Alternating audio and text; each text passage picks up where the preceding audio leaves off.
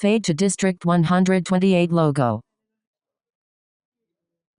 Camera turns to board members. He says we're ready.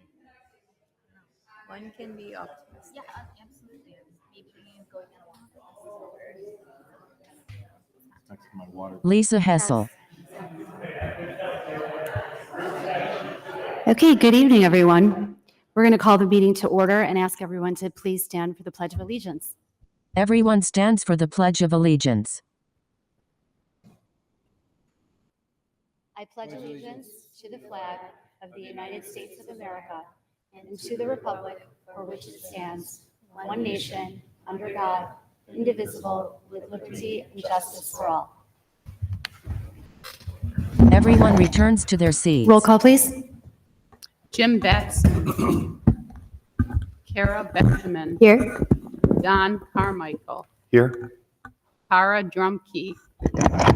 Lisa Hessel. Here. Middleish Cotwall. Yeah. Sanal Kulkarni. Here. Okay, we note 6 of our 7 members present.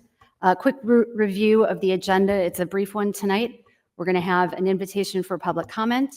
We will convene in closed session for the purpose of discussing employment of employees under 5 ILCS 120/2C1. Then we will reconvene. Momentary pause. Then we will reconvene in open session. There is possible employment action from the closed session, and then we will move to adjourn. So at this time, we have 2 people signed up for public comment. First is Tim Anderson. Camera turns to podium. Tim Anderson approaches the podium. Good evening. I want to thank the board for, at your last meeting, you voted independently to resolve a very sticky issue of employing a former board member to be a substitute teacher. That's now behind you.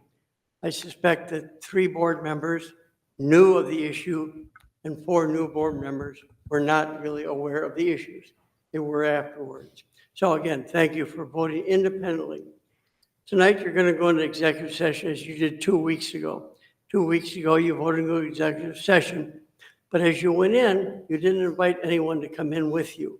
It is best protocol or best practice, whatever term you want, that the board, the elected board members can go into executive session, but they should invite anyone else they want in for the subject, but by invitation. That way the record will show who you invited in. Last week, Lynn attended the meeting, but he wasn't invited in on the record. So tonight, when you vote to go into session, I suggest you consider, so everything is according to Hoyle, that you invite him to come into the session. So the public suspects why you're going in there. We can't help but notice that last month, or 2 weeks ago, Ms. Herman was not here, and she's not here tonight. So the public's perception from everything that's happened is that you're going to come out of the meeting and accept her resignation. That's certainly what the public is hoping for. Remember, all of you represent your own community.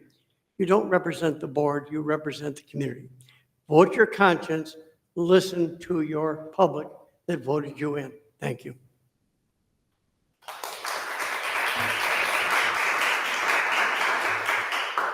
Thank you. Next, we have Marnie Navarro. Marnie Navarro approaches the podium. Good evening. I am Marnie Navarro, lifelong Libertyville resident, proud District 70 and 128 graduate, and mother of a current District 70 student. I speak for myself. I and many others are sickened that this is where we find ourselves 5 short weeks out from the 24-25 academic school year, wherein hundreds of our students, mainly but not exclusively incoming freshmen, are being led to slaughter. As I explained at last month's board meeting, the saddest part of all is that we didn't have to do any of this. Superintendent Herman used lies and scare tactics to mislead this board and community into unwisely launching 4 unsupported initiatives, hemorrhaged millions of our hard-earned tax dollars on bad hires, expensive outside consultants, and discrimination claims whilst firing teachers, failing to build operational MTSS, and neglecting sorely needed and overdue capital repairs at LHS. You 7 elected board members are the only ones who can do anything about this costly and damaging mess we find ourselves in. You employ one employee, Superintendent Herman, and you're the only ones who can terminate her. She is neither competent nor trustworthy to lead this district, and there can be no repair with her at the helm. Every day she remains, our district is exposed to further liability and is further away from beginning the long and costly path towards repair of the toxic culture and complete mess she has created over her short 3-year tenure.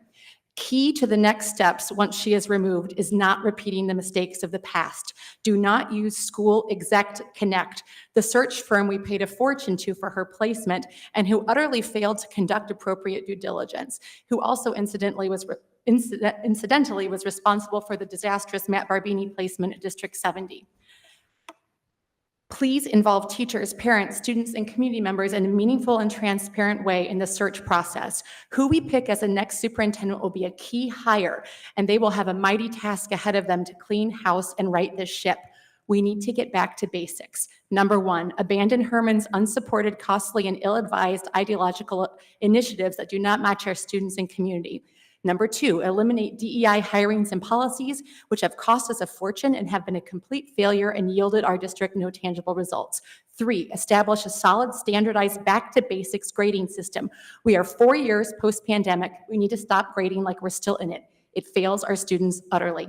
Number 4, focus on class offerings with rigorous curriculum suited to individual students. 5, build a robust MTSS system to support all students. 6, very important, create a fiscally sound and solid 5, 10, 15, 20-year capital improvement plan and budget and repair LHS. Don't be reactive and pass referendums further taxing this community to the breaking point when we already have a $100 million annual budget and 72% surplus and pay the highest property taxes in the state. That is offensive and inexcusable to your constituents. We have the money, we just aren't spending it wisely. Do better. And number 7, hire a new superintendent who is fully vetted and approved by this community, our teachers, parents, and students. Someone who will not come in with an ideological agenda and set on destroying the many things we've historically done well, as Superintendent Herman did. A simple Google search of her track record and her path of destruction in the 6 schools she's been at in the past 11 years readily showed who she is and what she intended to do here. She never should have gotten her foot in the door. This community consists of many highly educated and invested professionals, many of whom were or are on— That's 3 minutes. 10 seconds, thanks. On feeder school district school boards in education, law, finance. We're willing to lend our professional expertise to help you get District 128 back on track. Fire Superintendent Herman so we can start the long and hard work of repair. Thank you.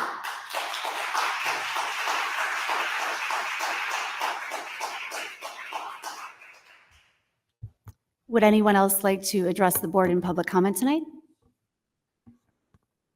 Wes Poland approaches the podium. Good evening. I'm Wes Poland. I'm a D128 community member, and I'm now officially a D128 parent. Since July 1st marked the official start of the 24-25 school year, I want to use my time tonight to spotlight a few outstanding issues and unanswered questions from the 23-24 school year. What has transpired over the past few months is truly remarkable, but not in a good way. D128 might not be in such a tumultuous state, but you, the board, confuse multiple presentations that lack substance for having solid, executable plans. Fortunately, a few of us were paying attention, heard the pleas of our teachers, and exposed the truth. The truth is that the teachers were right. There were no plans for implementing multiple initiatives simultaneously. Speaking of the teachers, will the D128 Board of Education issue a formal statement to the community regarding the D128 Teachers Union vote of no confidence presented at the May 20th meeting? The community has been waiting 49 days for a response from the board. If the board chooses to support the superintendent over the teachers, will the board issue a statement to the community explaining the decision using specific examples and data? The community deserves an explanation. Please help us understand your unwavering support for Dr. Herman. Finally, will the board issue a statement addressing why D128 ignored, dismissed, and failed to investigate in employee's complaint alleging racial discrimination and racially motivated microaggressions? If the board doesn't explore and address the reasons for the constant turmoil at District 128, then the turmoil will continue. I understand it can be daunting and uncomfortable having to ask tough questions and make difficult decisions, but that is the job you were elected to do. Thank you.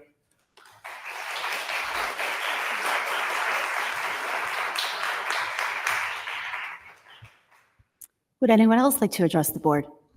Pause for the public. Okay, seeing no movement, I'm going to ask if we can please have a motion to convene in closed session. Carmichael, so moved. Kulkarni, second. Thank you. Roll call, please. Benjamin. Aye. Carmichael. Aye. Drumkey. Aye. Hessel. Aye. Cotwall. Aye. Kulkarni. Aye. Thank you. We will convene in closed session, and the live stream will pause while we're in closed session and resume once we return to open session. The board is inviting our attorney, Lynn Himes, to join us in closed session. Fade to District 128 logo. Fade into board members seated at table.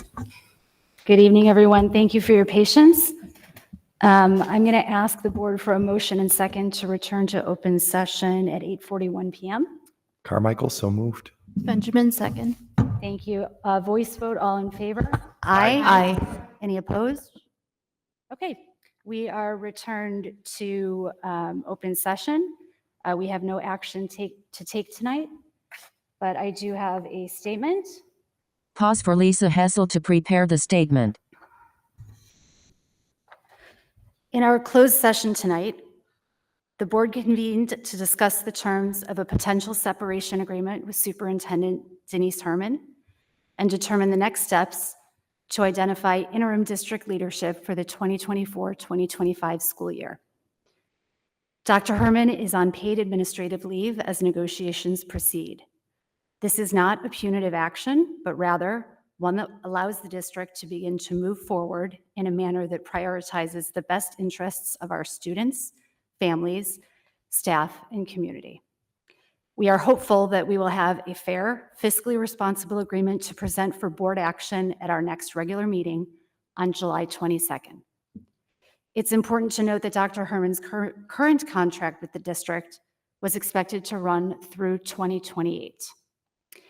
I want to emphasize that this decision to begin negotiations around a separation agreement between the board and Dr. Herman is mutual and one that we have reached together after much deliberation and with much disappointment and regret.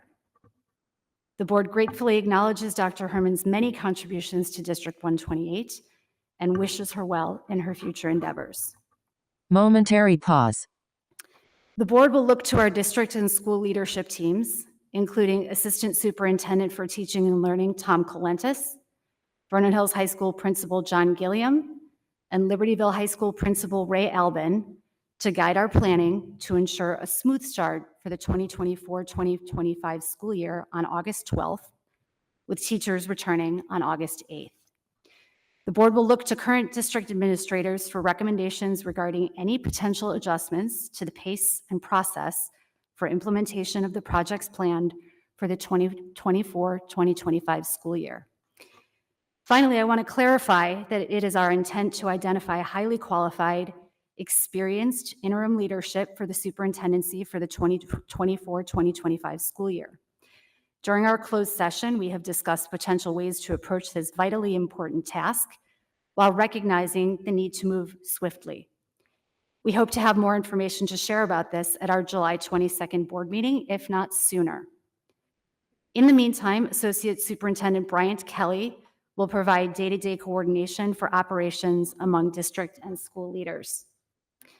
The board will also begin discussions about our intent to conduct a national search to find our next superintendent.